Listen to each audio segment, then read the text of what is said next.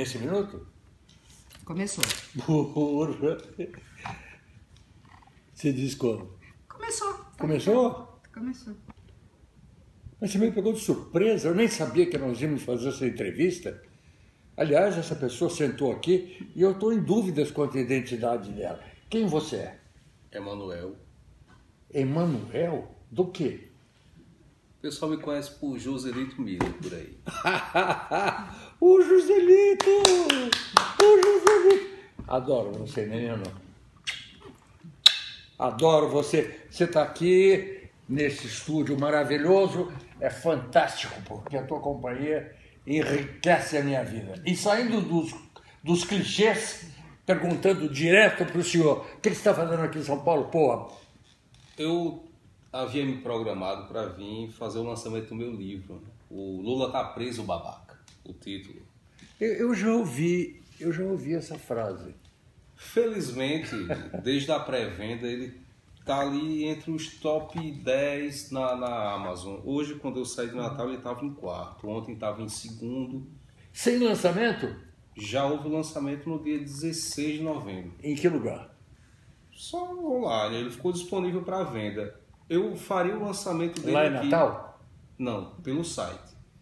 Eu pretendia fazer o lançamento dele aqui em São Paulo amanhã, mas a porra dos livros não chegaram. Então só trouxe o marcador de página. Isso é bem brasileiro, né? Vamos fazer o lançamento, o que sobra. Quer dizer, lançamento mais E ou olha menos. que quase que não sai, que eu tive que ir na gráfica hoje de manhã para poder pegar o marcador. Olha aqui, tem o marcador. O marcador de livro que anuncia o fantástico livro que ele escreveu. Tem o Cid Gomes, tá aqui, Cid Gomes, aqui, não precisa mostrar, você acredita que seja o Cid Gomes, dizendo: o Lula está preso, babaca. Você lembra quando ele falou isso? Lembro, inclusive, eu pretendo ir agora no início de dezembro entregar um exemplar para ele pessoalmente lá no Ceará. Eu pensei que você fosse no Ceará. Ele Sim. vai lá? Ele mora lá. Pois é, mas ele vai lá de vez em quando. Bom, deve ir, né? E aí você botou esse olhar sedutor do Lula aqui em cima nessa. Diz assim: se eu soubesse ler, até compraria. Porra! Para de folhear. Você está fazendo com a imagem do meu ídolo. Muitas figuras aí do meio político e cultural brasileiro se manifestando. O João Willis ontem ele me mandou uma mensagem, o deputado João Willis, e ele disse que gostou do livro apesar de não ser muito grosso e que leu numa sentada só. Ele leu numa sentada só. Entendi. Então aí eu vou aproveitar e fazer o merchan aí, pessoal que está assistindo. Siga o exemplo de João Willis. Leia meu livro. Não vai deixar nada aqui? Porra, eu estava esperando uma nota de 5, uma de 3, alguma coisa assim. Já que você não me deu nada de presente, eu vou botar essa cerveja para fazer aqui, para fazer merchan dela aqui, ó. É justo. Porra, mas tá de costas. É que nem o João Willis, a hora que ele fosse encontrar com você. Essa cerveja chama-se Galnado de Diápia. Bom, então eu vou bater um brinde com você. Be welcome to São Paulo. Feliz de receber você neste salão magnífico, onde nós já estivemos juntos fazendo uma matéria certa vez, lembra? Lembro sim. Sempre uma satisfação. Alguém viu aquela matéria? Muita gente viu. Né? É mesmo? Tua família? Sim. Só? Ou deu repercussão em Natal? Tremeu o Natal? O Natal não repercute em nada, né? Por quê, hein? Historicamente, tem uma frase do Câmara Cascudo que diz que Natal não consagra nem desconsagra ninguém. Então, parece que tudo é indiferente na cidade. É impressionante. Interessante. Só o que não é indiferente é o que é absolutamente irrelevante. Consegue ter alguma relevância. Por exemplo, uma coisa irrelevante que lá tem a TV Globo lá é fantasticamente aplaudida. Nada. Não tem... Tem algumas coisas interessantes, obviamente, mas assim, nada que seja... que aconteça em Natal que tenha uma relevância para o Brasil. Excepcionalmente acontece, mas como rotina não. Você aconteceu, meu amigo. Tá aí. São Paulo amanhã vai tremer com o lançamento do teu livro. Onde é que vai ser mesmo? Não, seria, mas não vai ser, né? Fazer o lançamento do livro, ser um livro. De todo modo, está disponível na Amazon. Você pesquisando lá, ou Joselito Miller, ou o Lula tá preso, babaca, vão achar lá. Tanto a versão para Kindle... Eu não gostei da maneira como você botou a vírgula. Fala de novo para eu não ficar ofendido. O Lula tá preso, babaca. Agora, essas coisas eu sou muito sensível. O Lula está preso, seu babaca. Aí você já ficava mais nervoso. Uma dica, ó, que tá lá, quem tem um Kindle pode comprar para ler no Kindle, coisa e tal. Mas uma sugestão que eu dou, teve muita gente que brigou com um parente, com um amigo, o pessoal da repartição, o pessoal da firma, agora durante o período de campanha eleitoral. Quem quiser fazer as pazes com um amigo petista, com quem você brigou durante esse período, compre esse livro na Amazon e dê para ele no amigo secreto. Eu ia até comprar o estoque inteiro do teu livro. Boa. Se não fizer as pazes, também é bom que você se livre de vez do sujeito. Eu acho essa ferida dos caras que estavam do lado de lá, ela é irreparável a curto prazo. Porque nós estamos ainda vivendo sob a iminência. Sabe, desenho animado que tem um cofre amarrado, aqueles cofres gigantescos, com uma cordinha assim. E uma vela acesa na e você está nessa iminência. Nós não resolvemos essa parada. Eu não sei, sinceramente, se o número de pessoas que foram aliadas ao Haddad, que aplaudiram o Haddad cada vez que ele ia ao banheiro, eu imagino que ele deva ter metido a mão no resultado da eleição para conseguir pelo menos um número aceitável, menos envergonhado de pessoas. Porque eu duvido que ele tenha alcançado quase a metade. Apesar da quantidade enorme de imbecis, estúpidos, irrelevantes, cretinos e ignorantes que tem por aí. Os números deixam dúvidas, realmente.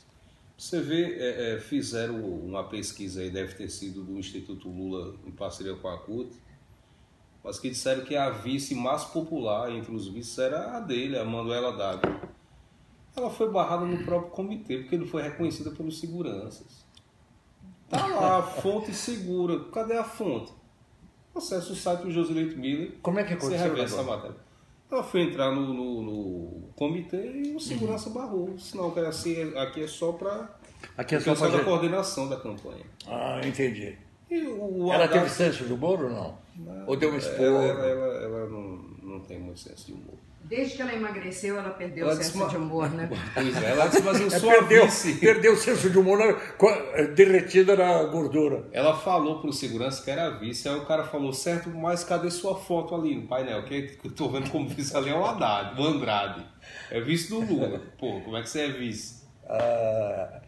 Ela devia ter explicado que era vice do vice. Aí, quem sabe, haveria respeito do cara que estava filtrando quem era importante e quem não era. Falando nisso, se fosse amanhã, vai estar num lugar importante, né? Vamos fazer um merchandising aqui de graça para o lugar onde você vai estar lá amanhã, porque eu acho que, de certa forma, tem tudo a ver conosco mesmo, com todos nós. Manda aí. Na verdade, eu vou só assistir. Tem uns painéis interessantes lá no Congresso do MBL. A abertura foi hoje.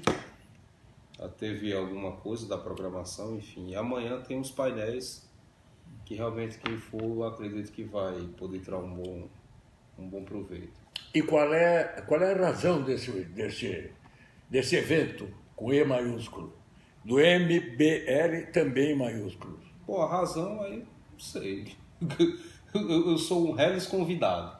Agora, Reles vai ao palco, ganha palminha, diz palavras introdutórias de alta significação e importância, ou você vai chegar lá e pegar Você vai pagar a entrada? Não, eu vou como convidado, mas não pretendo chegar perto do microfone. Olha, já é uma honra infinita essa de você aparecer lá. Exato. Por que você não se candidatou a alguma coisa agora? Você teria uma chance. Eu sou anarquista, pô. O que faz um anarquista? Porra nenhuma. Não, mas na minha praia, não. Porque eu sempre tenho em dúvida quando mencionam o fato de você praticar um certo tipo de anarquismo. Né? Não é que a tua coluna seja anárquica, mas você produz intelectualmente um sentimento de meio sorriso. É o que acontece comigo. Quando diz assim, ele é você. Ele é um humorista. Como humorista? Ele não riu com nada que ele escreve, pô, não é nada disso. Agora, eu tenho um meio sorriso de satisfação. Eu digo, que filho da puta. Eu faço isso. No livro A Bagaceira, de José Américo de Almeida, tem uma frase que eu acho perfeita, que ele diz que algumas verdades você consegue persuadir com mais eficiência as pessoas sobre certas verdades quando você dissimula essa verdade por meio da mensagem que parece ser uma mentira. Mais ou menos isso que ele falou. Eu acho isso perfeito. Por meio de uma mensagem aparentemente mentirosa, você consegue dizer muitas verdades ali. Não que isso seja a minha intenção sempre. Que às vezes a minha intenção é só esculhambar mesmo. Você exercita uma disciplina muito complicada, que é da ironia, não?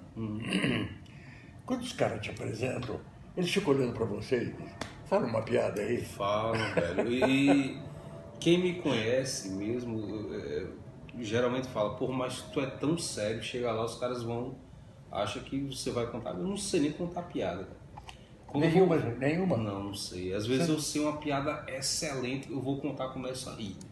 Antes de terminar. Somos dois. Quando eu consigo me concentrar e termino, o pessoal olha e vai, mas que merda. Você estava rindo disso. Você pode repetir? Não sei contar. Bom, sei fazer alguma graça aqui e ali escrevendo, quando muito. Mas falando, já sugerindo que tu não faz um show de stand-up, não é minha praia, não rola. Mas se você quisesse, você poderia fazer, né? Não. Ou você não tem a dita presença de espírito para chegar lá e tudo. Primeira gargalhada que desse, eu tava rindo com eles e ia desconcentrar. Não sei, não dá. Eu também. Eu não sei contar piada. Nunca soube. O que sempre me envergonhou imensamente. Porque eu chego no meio da piada, eu esqueço do fim e pergunto, Tê, como é que era aquela? Vamos fudeu tudo. Então, era bom começar tudo de novo. Mais ou menos assim. E você tem essa sina, não assassina, essa sina de gerar a expectativa de ser um cara bem humorado, porque o que você escreve faz as pessoas pensarem com meio sorriso. Né? Exato. E é por isso, quando das poucas oportunidades em que eu apareci conversando, em bate-papos, entrevistas e coisa e tal, o pessoal geralmente sempre faz essa observação. Pô, mas o cara, ele é muito sério, velho. Como resultado da entrevista e tal, é que a inteligência, quando ela não é a favor, a inteligência é quase uma ofensa. Porque você diz coisas que o cara não pensou, você diz essas coisas com um sentido oculto que só vai espolcar dentro da cabeça do cara a hora que ele estiver no banheiro sozinho. Então, essa bomba de retardamento, que é entendi o que o Joselito quis falar. É engraçado, Joselito, mas isso vem a posteriori, quando você não pode mais ouvir. Isso que também às vezes suscita esse tipo de comentário que, assim, de certo modo, me incomoda. Quando eu falo sério, aí o pessoal fica dizendo... Quando discordam, sempre que discordam de um posicionamento, de alguma opinião, que eu emito falando sério, o pessoal fica dizendo, volte a fazer piada, fique só no humor, como se esse tipo de patrulhamento fosse realmente ter algum resultado, no sentido de evitar que eu expresse alguma opinião sobre algum tema. Então as pessoas têm que eu acho que isso é uma perversidade. Eu considero. Porque... Para usar um termo da moda aí dos movimentos feministas e tal, é uma violência simbólica, como eles dizem. Não, mas uma violência simbólica. Tudo elas dizem só que é violência simbólica. Quer dizer... Não, mas de certo modo, assim, se você se deixar levar por isso, você começa a impor uma autocensura, o que é péssimo. Você se violenta pela necessidade de responder a uma expectativa Você não é sopa pré-fabricada, pré-cozida, você não é nada. Você é um cara espontâneo, interessante, inteligente, bonitão.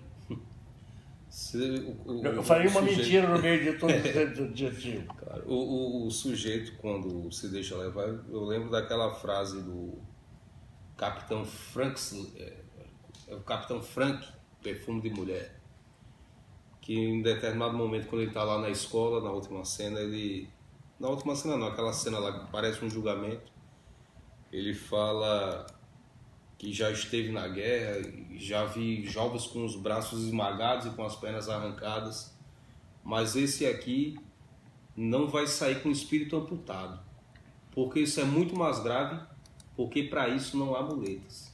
Que bonito, não? Lindo. Eu vi o filme, mas não percebi.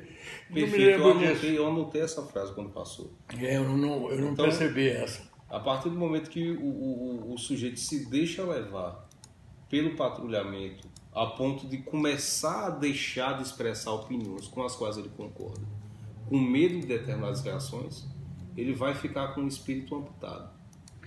Tem razão. Tem razão. Eu perdi muito emprego porque eu não me amputei. E, aliás, essa palavra é boa, né? Amputar. A gente já pode... Exato. E por aí. Ter a coragem de dizer como você tem é risco total. É viver em risco total. Né?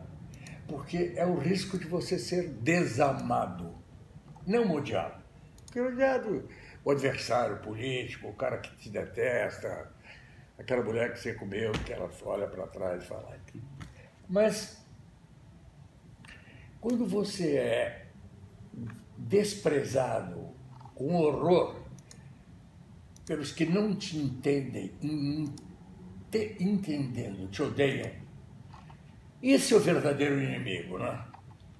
Hoje existe essa possibilidade se você disser o óbvio.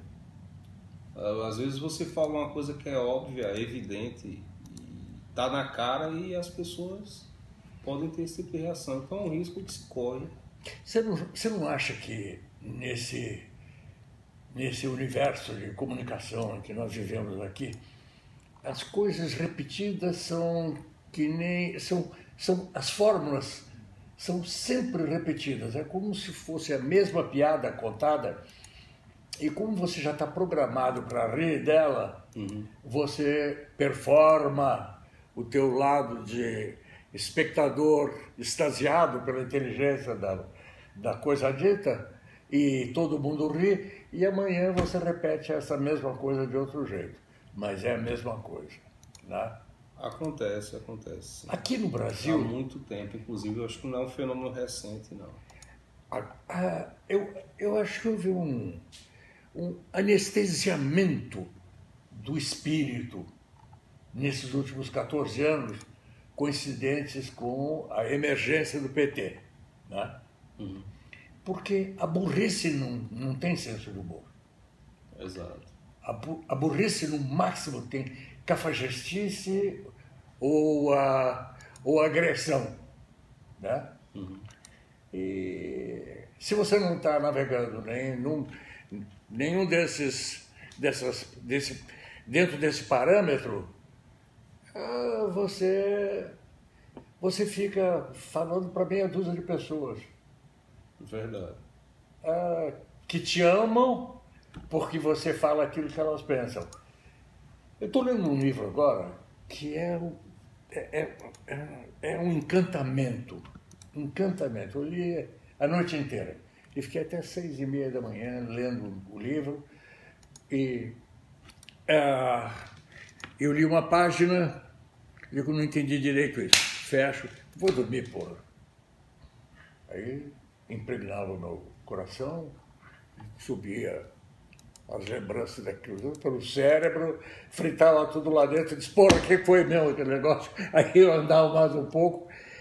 Esse moto contínuo de conhecimento que algumas coisas ou algumas pessoas têm para trocar com você, na minha opinião, na minha opinião não, é a verdade mesmo. É um extrato de juventude, de vida, de encantamento, que faz a existência mais divertida no meio de tanta tristeza. E não é tanto divertimento, mas de sensibilidade. Eu amo.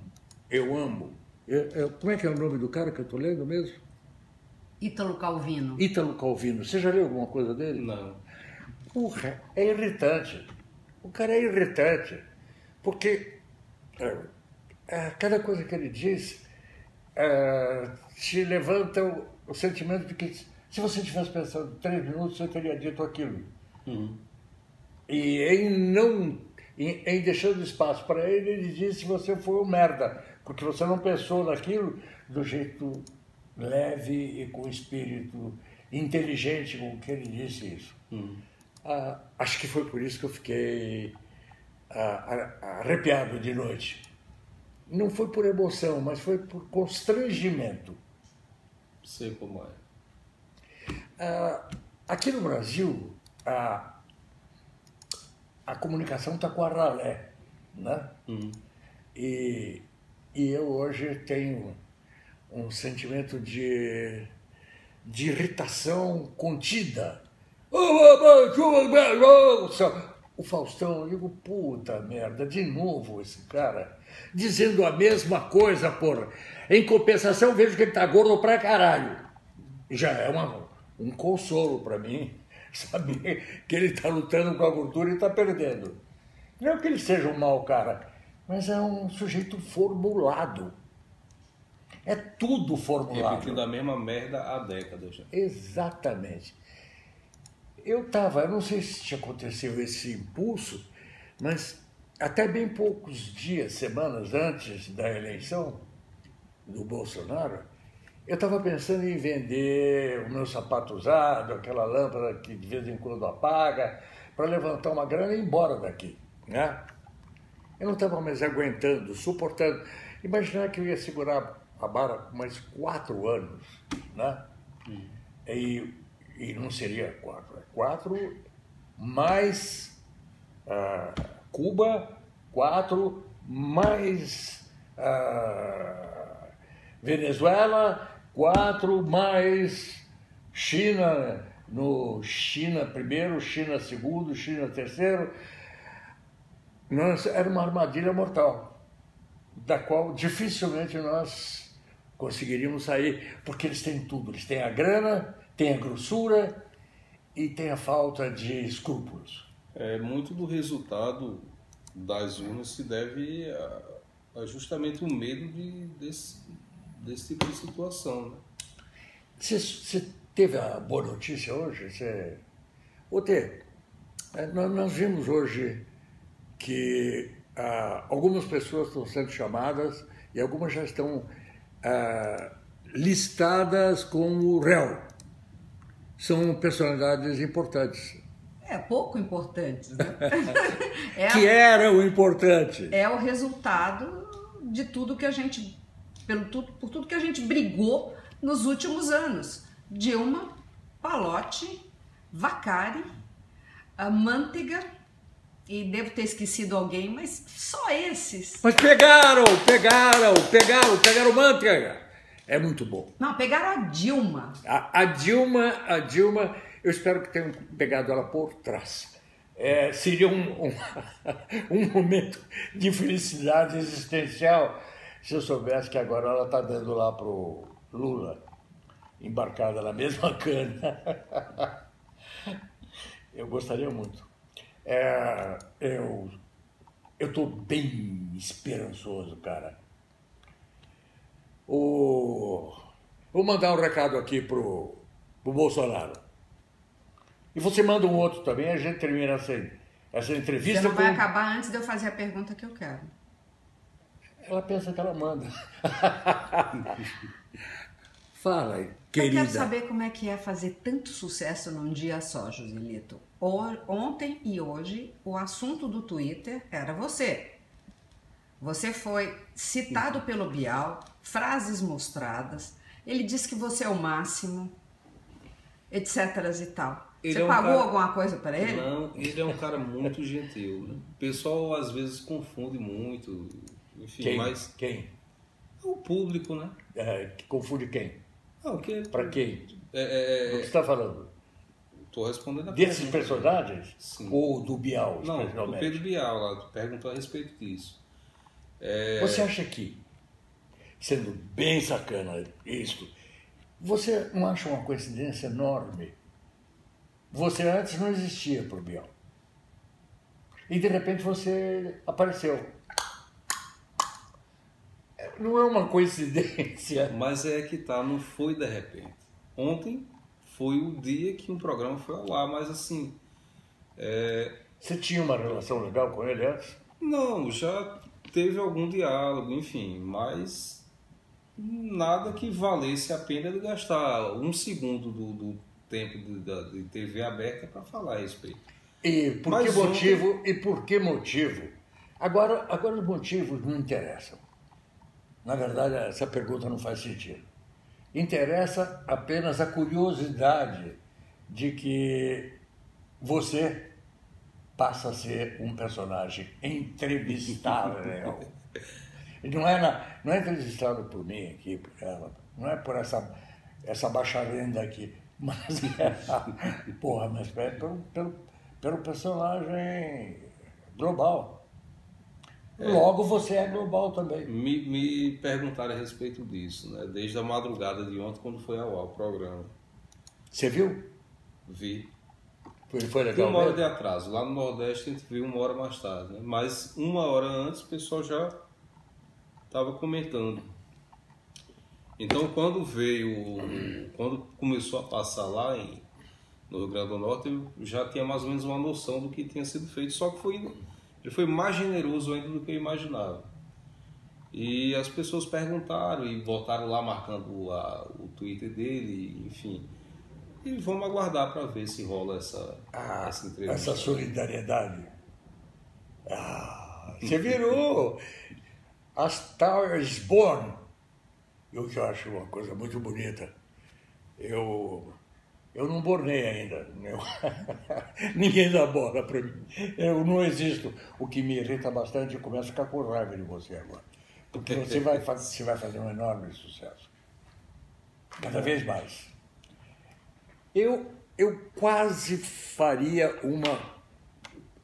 Eu não sei se eu me arriscaria a dizer isso, mas um sujeito que praticava a ironia inteligente era o Milor. Gênio. E eu acho você gênio que nem o Milor. Eu não acho. Acho que você está sendo muito generoso comigo. O Milor era um gênio. O Milor, ele desenvolveu um sentido de liberdade pessoal que lhe permitia dizer as coisas, rir das coisas e estabelecer uma relação de cumplicidade com você, dizendo, eu e você entendemos o que eu estou falando. E eu acho que você está progressivamente Onde é que você escreve sempre? Em casa, no escritório. Não, para quem você escreve? Qual é o teu veículo? Faz o merchandising nosso, No porra. site. Que site? Eu Aonde? escrevo no site joselitomiller.com e tem a página no Facebook Joselito Miller. O Instagram que de uns meses para cá eu comecei a atualizar. Tá gostando? É legal, é melhor do que o Facebook. O Facebook é uma merda. que- Eles não permitiram o anúncio do meu livro no Facebook, que eles disseram que contém termos ofensivos. Por aí você tira. Ofensivos? É. Que ele, você chegou a entender o alcance de uma declaração tão elaborada? Creio eu que seja pelo babaca no título, né? Mas, assim, tenho perdido cada vez mais o interesse, o entusiasmo de usar o Facebook. O Instagram, ele tá indo bem, enfim. E agora o que eu uso com mais frequência mesmo é o Twitter, que é o Joselito Miller 3. Arroba Joselito Miller 3. Então você está menos aprisionado. Joselito, eu ouvi dizer que você foi bloqueado, foi banido do Facebook. Fui banido. Meu perfil pessoal do Joselito Miller foi banido do Facebook definitivamente. Bonito significa... Banido. Você falou definitivamente e clarificou. Isso. E no Twitter também, você já perdeu várias contas. Perdi 3 contas. A Joselito Miller, Joselito Miller 1, Joselito Miller 2. Você vai chegar até ao 1004, Mas essa 1005. agora tá beleza. Estabilizou? Já. Mas mudou Já de tem alguns dono? anos. Não. É engraçado. Você acha que a eleição brasileira se deveu, como nos Estados Unidos, com o Trump, com a mídia alternativa, que já não é mais alternativa? Eu creio que sim, foi fundamental. Você vê um candidato que não tinha 10 segundos de TV, não tinha 8, né? Isso foi uma desmoralização de uma das certezas do universo da comunicação. Né? Com mais segundos você tem, mais tempo você tem para convencer bem as pessoas. Se você for bem ensaiado, não é isso? Aham. E não aconteceu isso. Não. Avaliam que se tivesse tido Até mais tempo para um pouco campanha... contrariamente. Até. Eu não sei até que ponto, assim, ter jogado o contrário. Agora, como nesse cenário especificamente já havia uma projeção por meio de mídias sociais, coisa e tal, realmente foi determinante. Você não sente que houve uma... As pessoas consomem muito conteúdo de natureza política no WhatsApp, no Facebook, no Twitter e tal. Agora. Na TV, quase ninguém tem saco para ver propaganda eleitoral. É um fato. Então as pessoas consomem bastante nesse. Quem sai na frente nesse tipo de mídia, e o resultado das urnas provou isso, vai estar na vantagem. Acho que também ficamos todos enfarados. Essa palavra acho que eu já não uso mais desde 1912. Estamos todos enfarados com a repetição mecânica da mentira. Se estabeleceu uma forma de ser, de colocar aquilo, a verdade artificial, e você tinha que tomar aquilo com muito mel, açúcar e calmante, para suportar aquele falso encantamento do político convencional, sabendo que o cara até estava te aplicando um 71. Né? Exato. Não foi bem o Bolsonaro que foi eleito, foi o povo que está eleito. Derrotou os adversários. Exatamente. Você vê, eu vi um comentário entre tantos no Twitter que eu acho que sintetiza um pouco do sentimento de muita gente. Que o sujeito dizia que não tinha simpatia pelo Bolsonaro e tal, mas quando via a maneira como a imprensa o tratava de modo desleal muitas vezes, dava vontade de votar nele só para derrotar os caras. Até porque você sabia que você estava sendo manipulado. Exato. Então, não é possível. Eu não lembro qual foi uma chamada que teve num dos jornais e eu disse, olha, não é possível que os caras sejam tão burros a esse ponto. Isso aqui é aplicação de método de psicologia reversa, só pode. que os caras não é possível que sejam burros a um ponto. Não é burrice, é a certeza é a certeza que nada vai mudar. Mas o resultado é completamente contraproducente. Eu estou atacando uma pessoa de um modo tão absurdo, tão cafajeste, que o resultado vai ser criar raiva contra a minha pessoa, não contra quem eu estou atacando. Então aconteceu muito por conta dessa postura da mídia. Olha, eu só falei com ele uma vez com o Bolsonaro. Tivemos uma boa conversa. E foi o Eduardo que trouxe ele para mim. Ele queria saber umas coisas. Eu disse para ele o que eu pensava. E me lembrei dos tempos de publicidade, que a gente tinha uma expressão, que tem uma expressão, é a Unique Selling Proposition. Se um produto não tiver uma proposta única de venda, ele não sai do lugar, né? E o único cara que tinha uma proposta única de venda, que era provadamente verdadeira, que era honestidade, era ele.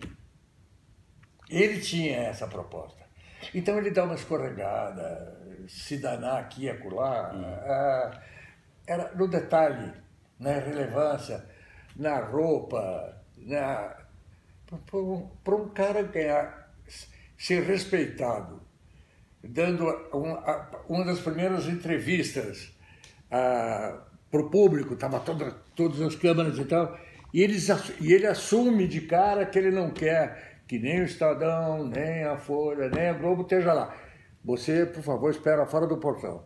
Já é uma coisa, porra, rischiosa, né? Italiano, né? E ele fez isso. Mas ele fez isso de uma maneira... Aqui você tinha um cavalete, aqui você tinha um negócio, ok?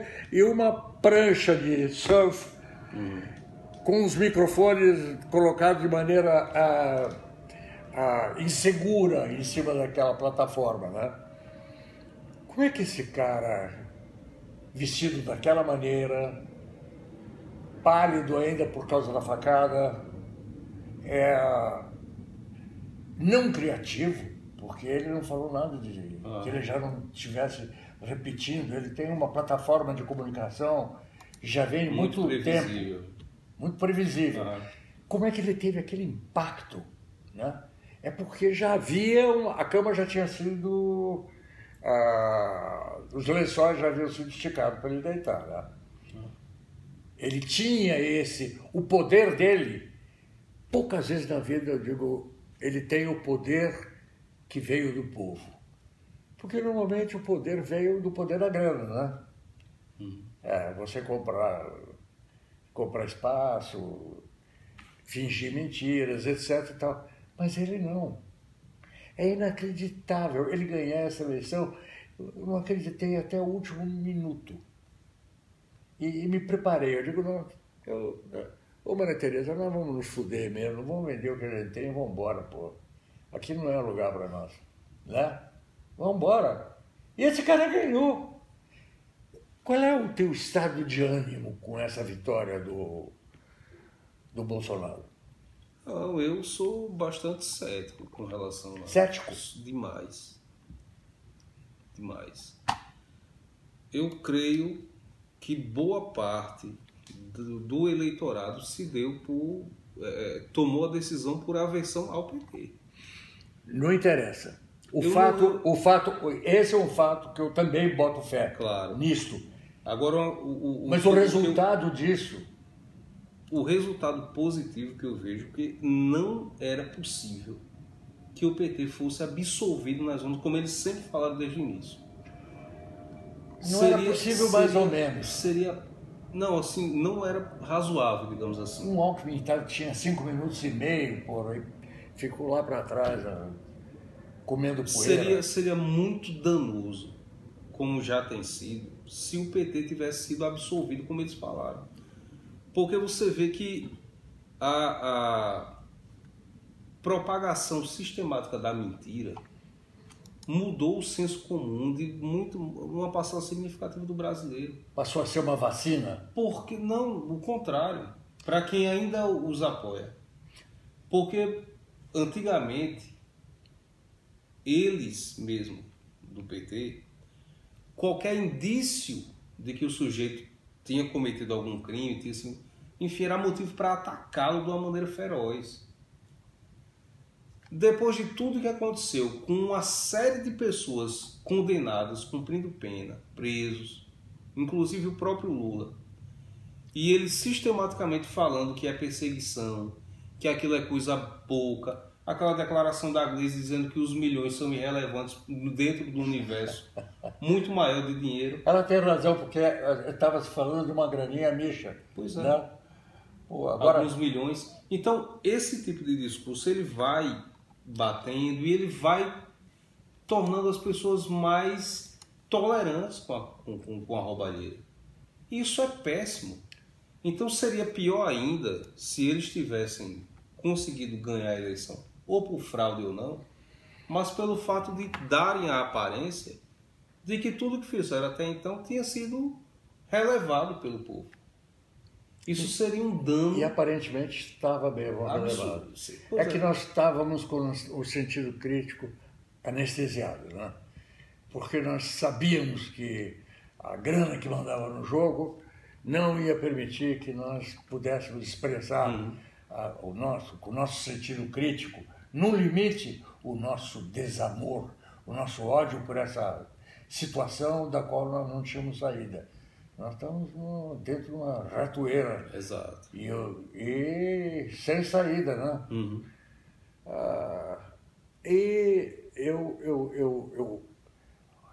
Esta fé num eleitor que se deixou perceber dos fatos e que lá no Cafundó diz assim, não, eu vou votar naquele capitão lá, porque aquele cara lá parece ser honesto.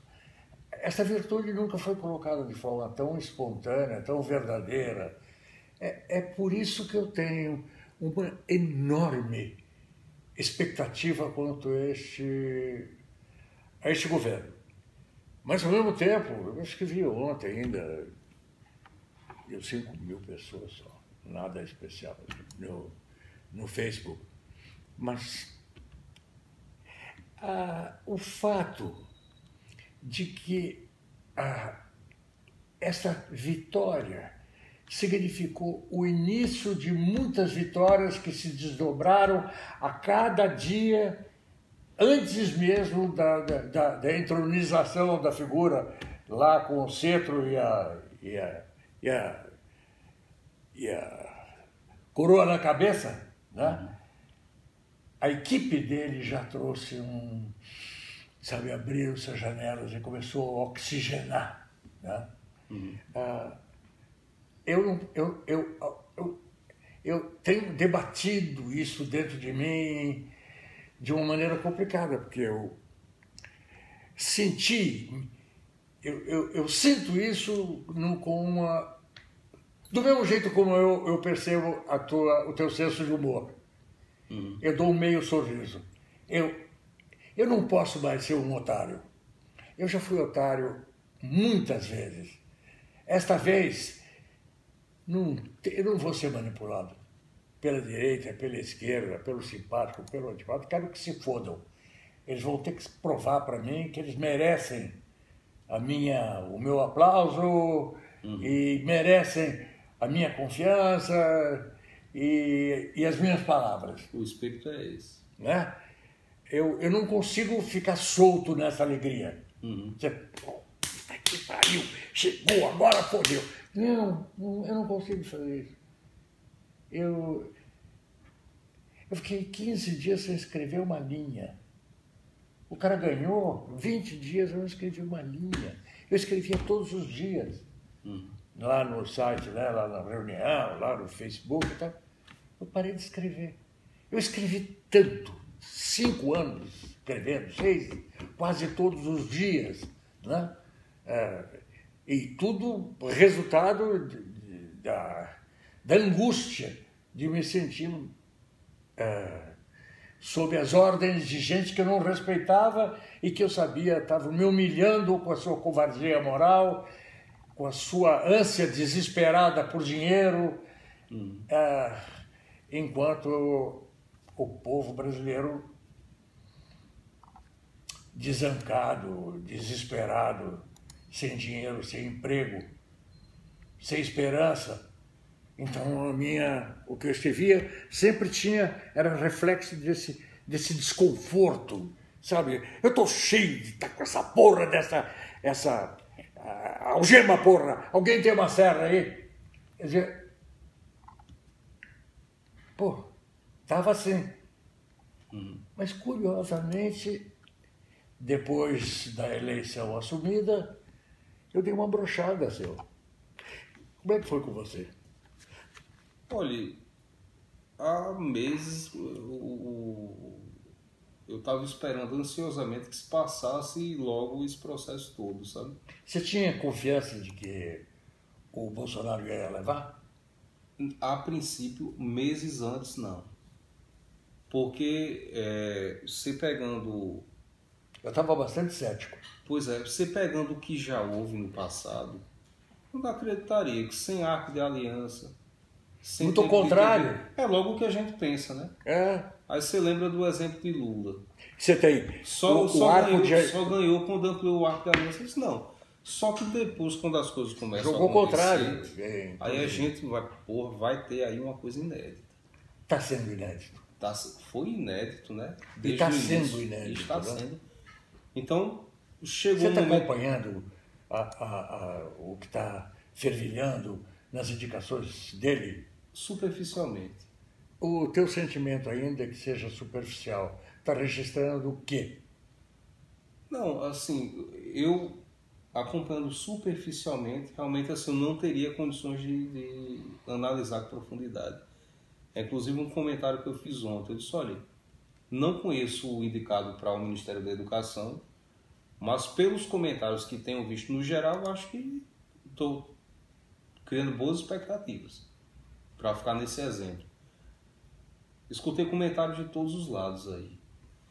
E, inclusive, quando certas fontes começam a falar algumas coisas sobre determinado tema, a gente tem que aprender a fazer a leitura, né?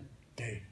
Então, teve certas figuras aí que fizeram umas análises atacando, coisa e tal, então isso aí é bom. Isso aí é interessante. É invertido o jogo, né? Exato. Até porque, nesse caso especificamente, pegaram como parâmetro algumas publicações que o cara fez na internet, em rede social, para poder chegar à conclusão de que o sujeito não tem preparo para ocupar a pasta. E quando você lia o que... Quando você soma as informações... Não, e você diz assim, porra, esse cara é ótimo. Pois é quando você soma... Peraí, aquele cara lá tá tomando como parâmetro declarações feitas em Facebook, não sei o quê.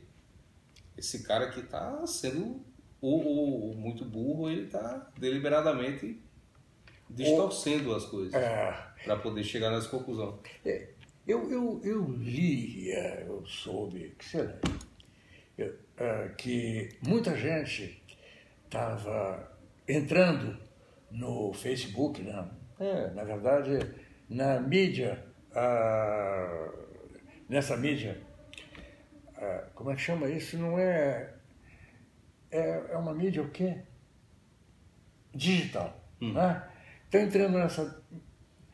e tratando de arrancar dentes, quer dizer, aquilo que ele escreveu em 1912, aquilo que ele escreveu em 1913, para não deixar extratos, testemunhos, depoimentos que possam colocá-lo fora da órbita do poder, né?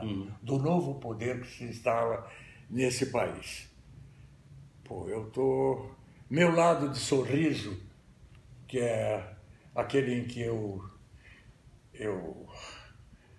digo, Deus Todo-Poderoso, que me tendes presenteado com a esperança de ver este país se levantar, que me mostra 1 bilhão roubado, vai ser 3 bilhões, mas os caras não encanam. Que retorna para o tesouro, que novos valores vão ser recolocados em pausa. Eu vos agradeço, Senhor. Quer dizer, eu estou me sentindo meio apocalíptico e meio religiosamente feliz com o que está acontecendo. Entendo. Então, eu proponho a você e a mim, que temos um estado de espírito parecido, e que temos histórias que têm tudo a ver, apesar de você ir amanhã ser ungido com a proximidade do poder, a bater umas palmas. Ok? Ok. Eu quero fazer uma pergunta.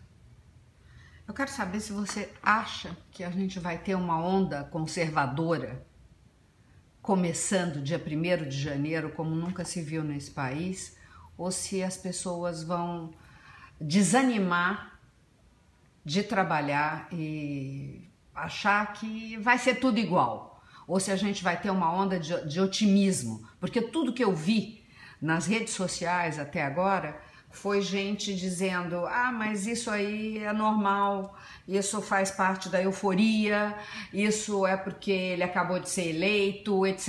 e tal. Mas eu estou percebendo que as pessoas que estavam dentro do armário, que não se posicionavam de jeito nenhum, resolveram ser conservadoras. Você acha que a gente tem no Brasil mais conservador ou mais gente de esquerda?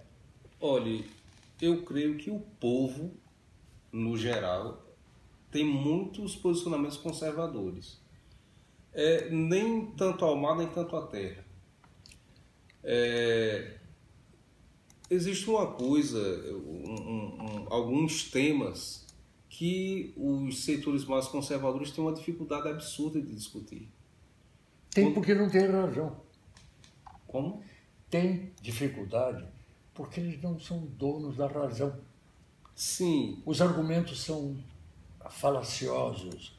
Atrás de cada Não, de mas eu cada me refiro ao aplauso tem... seguinte, quando você fala, por exemplo, que há determinadas regiões em que há uma pobreza absoluta, não uma pobreza relativa, mas que pobreza absoluta, é um problema com o qual o Estado tem que se preocupar, sim. As pessoas falam que isso é coisa de comunista. Olha, Então, eu não sei com quem você está andando, mas eu não tenho... Não, mas... Eu não tenho ouvido isso, só estou falando a verdade. Não, mas é um tema que não é um tema que é debatido com porque frequência isso não é nos meus conservadores. Porque isso não é ser conservador, isso é ser burro e desinformado, né? O cara não entende o que é comunismo e o sujeito generaliza na base de clichês. Exato, exato. E tem gente que fala isso. Se você pegar, quem faz uma abordagem interessante sobre isso é o Theodore D'Arampo. Quem é ele? É um psiquiatra britânico.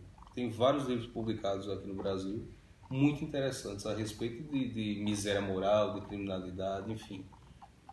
Tem muitos posicionamentos conservadores. E ele fala isso, uma diferença que deve ser feita e que raramente se faz entre a pobreza absoluta e a pobreza relativa, porque quando você vê esse discurso por aí que fala, não, a desigualdade aumentou e tal, em determinado setor, isso em si não é um problema.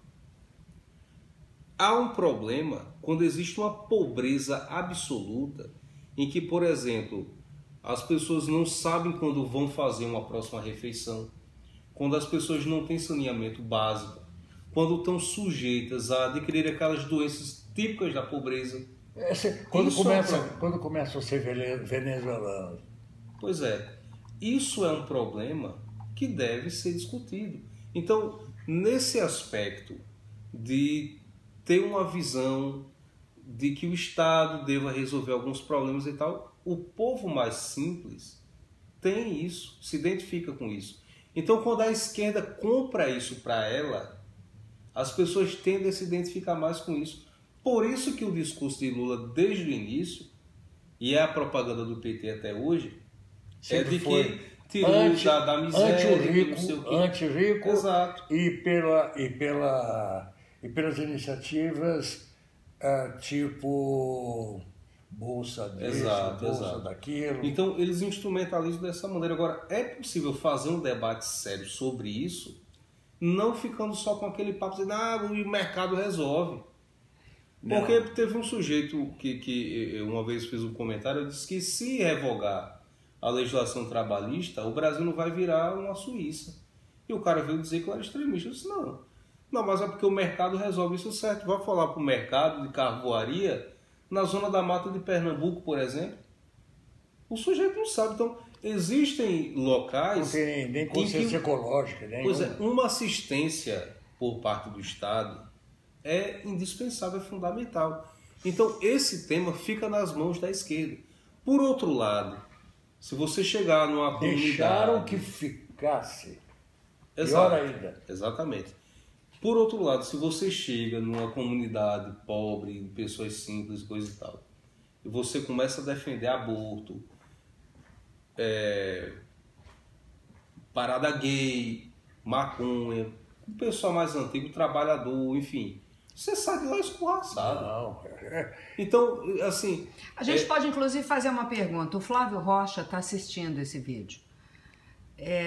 Flávio, você quer fazer alguma pergunta? Flávio Rocha, que foi candidato. Ah, sim, claro. Ele está assistindo essa live. Manda. Você quer fazer alguma pergunta, Flávio? Eu deixei a pergunta no ar. Se ele quiser perguntar, ele vai fazer alguma pergunta. É por escrito? Não pode falar?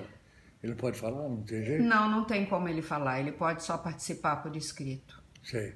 E não era a nossa intenção esticar essa conversa. Nós aí... Tá rolando isso aí? Está rolando. As pessoas estão vendo, nós temos agora, a gente já teve 45, agora tem 35 pessoas participando desde o princípio, desde que vocês 35 pessoas? Desde que vocês começaram a falar. Para uma sexta-feira, para quase feriado, às 11h10 da noite, é bastante gente. Teve pessoas que perguntaram se isso era live, que as pessoas não estavam acreditando que estavam vendo vocês dois aqui. Então, eu queria saber se era de verdade. Entrou agora a GG Gonçalves, que acabou de entrar. A Adélia está desde o começo, a Adélia Gelman está assistindo desde o começo. Você está parecendo alto-falante de quermesse. De quermesse no interior. Lembra como é que era? GG mandou dizer... Puta mentiroso. A GG está dizendo, queridos. Estamos firmes. A Rosinha, a Adélia... Tá todo mundo aqui assistindo. As pessoas gostam de vocês. Então, olha, já que nós estamos ganhando esse aplauso, nós vamos aplaudir de volta. Pode ser? Pode ser. Então, 1, 2, 3. Tem gente aqui, vocês vão se despedir? Isso aqui já é uma despedida. É uma despedida? Você tem alguma declaração importante para ser feita? Não, teve alguém que perguntou que entrou depois, que não viu o começo. Queria saber do livro. Que livro é esse que você está lançando? Ah, tá. O livro ele está disponível por enquanto só no site da Amazon.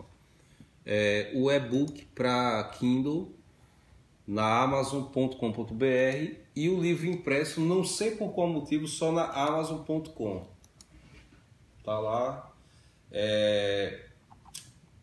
Quando você entra no site lá na alternativa do livro virtual, tem em cima da arte da capa tem uma seta dizendo dê uma olhada. Você pode abrir lá e você lê umas 15 páginas. Dali você pode avaliar se vale a pena. É uma amostra grátis. É uma amostra grátis. Você pode avaliar se vale a pena comprá-lo. Eu não comprei, mas seguramente eu vou comprar esse livro. Para fazer as pazes com todo mundo que você brigou eu vou Você é amiguinho do povo. Eu ia trazer aqui um para você.